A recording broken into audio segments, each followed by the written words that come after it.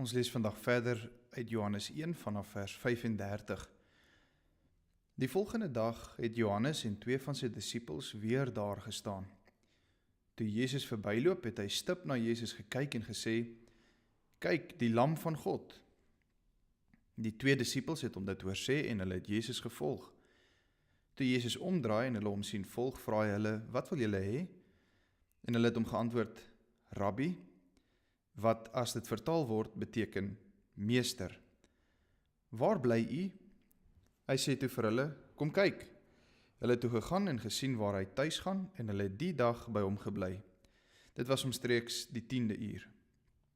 Andreas, die broer van Simon Petrus, was een van die 2 wat gehoor het wat Johannes sê en Jesus gevolg het. Hy het eers sy eie broer Simon teengekom en vir hom gesê, "Ons het die Messias gevind." Dit is, as dit vertaal word, Christus. Hy het hom na Jesus geneem. Jesus het stip na hom gekyk en gesê, "Jy is Simon, die seun van Johannes. Jy sal Sefas genoem word," wat vertaal word as Petrus. Ons stop eers hier by vers 42. Johannes het die volgende dag weer daar gestaan, daar waar hy was die vorige dag om te doop. Hy is besig gewees in 'n gesprek met die Jode en die Fariseërs oor wat sy identiteit is, en hy het ook vir hulle verseker dat hy uiteindelik nou weet wie die geprofeteerde Messias, wie die lam van God is. Hy het uiteindelik die identiteit ontdek, waar hy voor die tyd was Johannes onseker oor wie die Messias is. Hy het egter nou gesien dat die Heilige Gees neerdaal en op Jesus Christus bly. En nou weet hy, kyk, die lam van God. Hy kyk na Jesus, hy het stip na hom gekyk. In ander woorde, daar is by ons geen rede vir twyfel dat Johannes definitief vir Jesus aangewys het as die lam van God. En hier is natuurlik ook deel van Johannes, die skrywer van die evangeliese manier, om vir ons op 'n baie dramatiese manier te wys en vir ons in hierdie storie en hierdie verhaal in te trek. Ons sien hoe Johannes se oë vestig op Jesus en hoe hy Jesus identifiseer as die geprofeteerde lam van God, soos ons in Jesaja 53 die profesie vind. Wat interessant is ons sien daar's 2 disippels by Johannes die Doper. Hierdie Johannes die Doper, en dit weer eens om nie verwar te word nie, Johannes waarvan hier gepraat word is Johannes die Doper, en die 2 van sy disippels wat hom gevolg het, was Andreas, die broer van Simon Petrus. Dis die eerste een van wie ons hier lees. Andreas was die eerste volgeling, en dan sien ons ook, daar is 'n ander disipel wat nie vir ons genoem word nie. Ons lees net in vers 35, daar's 2 disippels, in vers 37, 2 disippels wat gehoor het hoe Johannes sê, daar Jesus, hy is die lam van God, en dan lees ons 'n bietjie verder, onder in vers 40, een van die disippels is Andreas.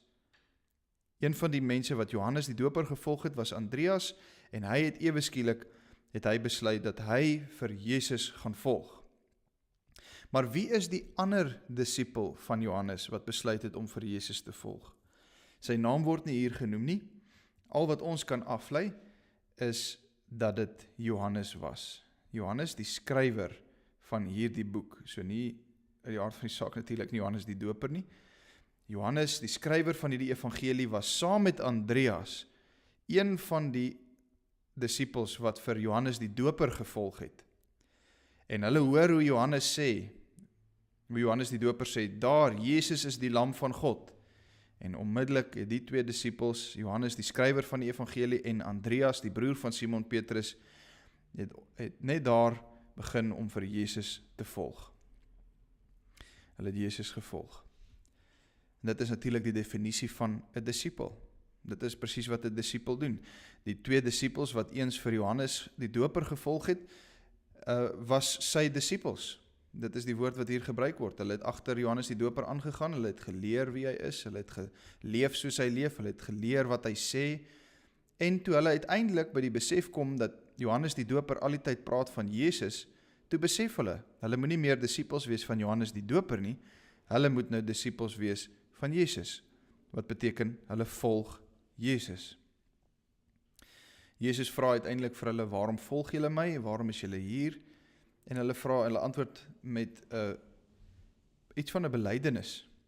Hulle sê, Rabbi, ons gaan nou weer terugkom daarna. Rabbi, waar bly u? En Jesus neem hulle toe na sy huis, dit was omstreeks die 10de uur, dit wil sê omtrent 4 uur die middag, want ons praat hier van Joodse tydsberekening, dit het gegaan van 6 uur die oggend, nie van middernag nie, maar van 6 uur die oggend, was dit dan die eerste uur, so as ons dan van 6 uur die oggend af 10 ure aantel, dan is ons ongeveer by 4 uur die middag, wat beteken, dis aan die einde van die werksdag, dit is besig die lig is besig om vinnig weg te gaan, dit word donker, so ons kan aflei hieruit dat Jesus waarskynlik vir die 2 disippels, vir Andreas en vir Johannes die skrywer, genooi het om by sy huis saam met hom te eet. Hulle erken vir Jesus as Rabbi, wat meester beteken, dit beteken hulle erken hom as 'n bevoegde leraar, as iemand wat bevoegd is om disippels te hê. Hulle beskou hulle self, hulle beskik hulle self onder hom en sy lering, en hulle is bereid om hom te volg en by hom te leer. Hy is hulle leermeester. Ondertoe, vanaf vers 40, lees ons Andreas loop sy broer, Simon Petrus raak. En hy sê iets aangrypend vir Simon Petrus. Hy sê, ons het die Messias gevind. As dit vertaal word, dit wil sê in Grieks vertaal word, is dit Christus. Christus beteken gesalfde. So hier is 'n kragtige openbaring van Jesus Christus. Hulle erken hom onmiddellik. Op grond van die getuienis van Johannes die Doper, erken hulle vir Jesus as die gesalfde, die Christus, die Messias waarvan daar geprofeteer is in die profete, en hulle erken hom as gesagvolle meester, leermeester. Jesus Christus is Rabbi en Messias. En dan sê Jesus, bevestig Johannes, die skrywer van hierdie boek, bevestig vir ons weer eens die godheid van Jesus Christus, want Simon Petrus kom na Jesus toe, en Jesus kyk hierdie keer stip na Simon. En ons sien hierdie keer Jesus se oë gefestig op Simon Petrus, en ons sien Jesus weet onmiddellik, Jesus is God, so hy weet onmiddellik wie dit is, hy ken die identiteit van die persoon wat na hom toe aankom, hy weet van die besondere pad wat hy met hierdie man, met Simon Petrus gaan stap, hy weet van die besondere dinge wat Simon Petrus ook gaan doen vir die koninkryk. Hy sê vir hom, jy is Simon, seun van Johannes, ek weet wie jy is, Simon, maar ek gaan jou 'n nuwe naam gee. Jy sal Sefas genoem word. As mens dit dan nou oorskryf of oorvertaal in Grieks, dan is dit Petros, oftewel Petrus. Jesus weet wie hy is, en Jesus gaan sy naam, sy identiteit verander na Petrus. Petrus wat beteken rots. Rots. Dis besonders, want as jy so 'n bietjie gaan lees deur die Bybel van Petrus, dan sal jy sien dat Petrus eintlik glad nie 'n rotsvaste persoonlikheid gehad het nie. Hy was eintlik nogal iemand wat gou kon twyfel. En dis wat gebeur as Jesus Christus jou roep. As jy 'n disipel van Jesus Christus is, as jy hom volg, as jy hom erken en aanvaar as Rabbi en Messias, as hy jou leermeester is, en ook as jy hom erken as die gesalfde Christus, die Messias, dan verander hy jou identiteit om iets te word wat jy nooit was nie.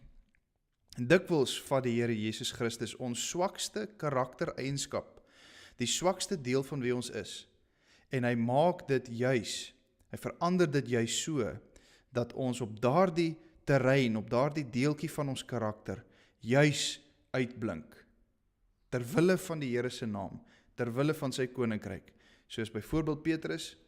Hy is eintlik in sy persoonlikheid eintlik nie so 'n rotsvaste persoon nie. Eintlik 'n ou wat gou twyfel. Hy soek bewyse, hy is eintlik nogal skepties. Maar dan, as Jesus Christus hom gryp, dan maak hy hom 'n rotsvaste persoon. Natuurlik is hier nog 'n lang tyd wat moet verloop vir Petrus. Sy pad met die Here begin nou eers En uiteindelik sal ons teen die einde van Petrus se lewe sien, hoe hierdie profesie van Jesus uiteindelik waar word. Uiteindelik word Petrus 'n rotsvaste persoon. Wat 'n genade is dit nie vir my en jou om ook weer dit te besef, dat die Here ons so radikaal verander, wanneer ons hom erken as ons leermeester en rabbi, wanneer ons sy disippels is, en hom volg, want hy is Christus, die Messias. Kom ons doen 'n gebed saam. Onse Vader wat in die hemel is, ons kan weer so in die woord tot die besef kom, dat ons onder U kan skik, want U is 'n waardige leermeester, maar U is meer as net 'n onderwyser, U is die Messias, U is die Christus, die gesalfde, ons verlosser, U is die Lam van God. Ons wil U bid, dat U ook so stip na ons sal kyk, en dat U juis daar die dele in ons wat so gebroke en stikkend en swak is, dat U dit so sal verander, om ons kragtige wapens en instrumente in U koninkryk te kan maak, soos wat U vir Petrus verander het, om uiteindelik 'n rotsvaste gelowige te wees. Doen dit tog ook vir ons, deur die krag van U Heilige Gees, in Jesus naam, amen.